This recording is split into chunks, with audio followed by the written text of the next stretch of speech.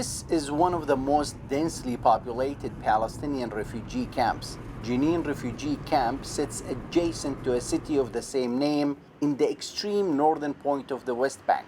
About 17,000 people live in the camp, crammed together in an area no larger than 1 square kilometer. Its narrow alleyways serve as a playground for its children. Resources are limited here as the camp lacks many basic services and offers no work opportunities for residents, especially its youth. There is a state of frustration prevailing among the camp youth. 21-year-old Abdulrahman Faraj was arrested by the Israeli army and spent 18 months in prison. I want to get married and have a car. I have no ambitions. At any moment, I could be murdered. Many residents of the city and camp accuse the Palestinian Authority of marginalizing them and leaving them out of the authority's economic plan, while many cities flourish.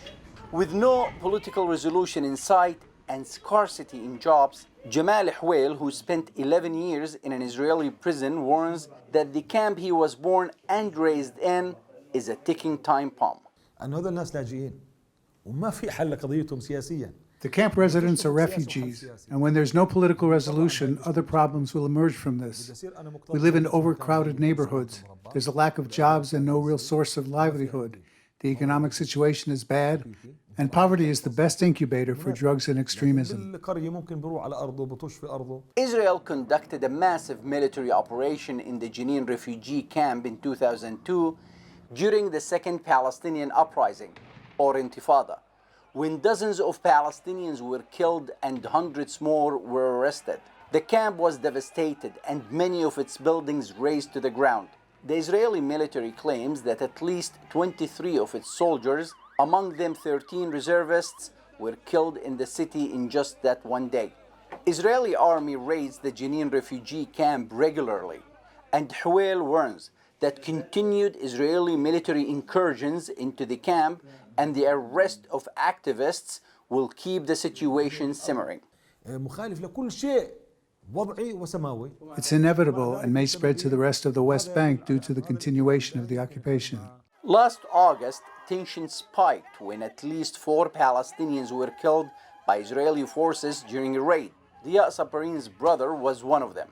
During his brother's memorial held at the camp, he vows that he will defend the camp. Holding his M16, Sabarini has a message to the Israeli army.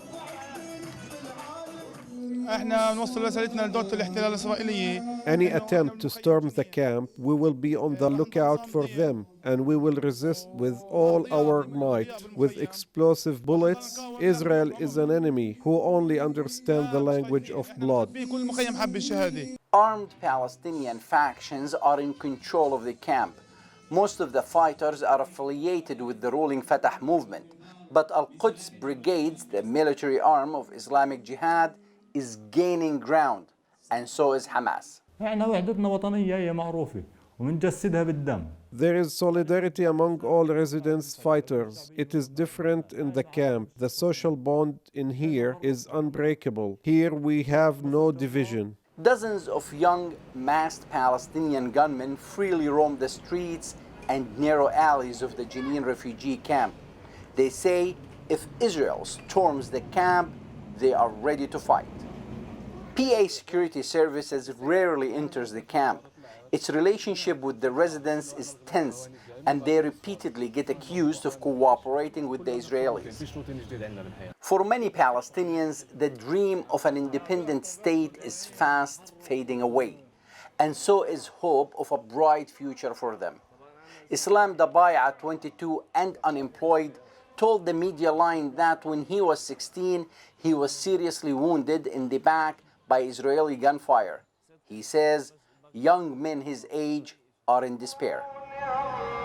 From Jenin, the West Bank, Muhammad Al-Qasim, reporting for the Media Line.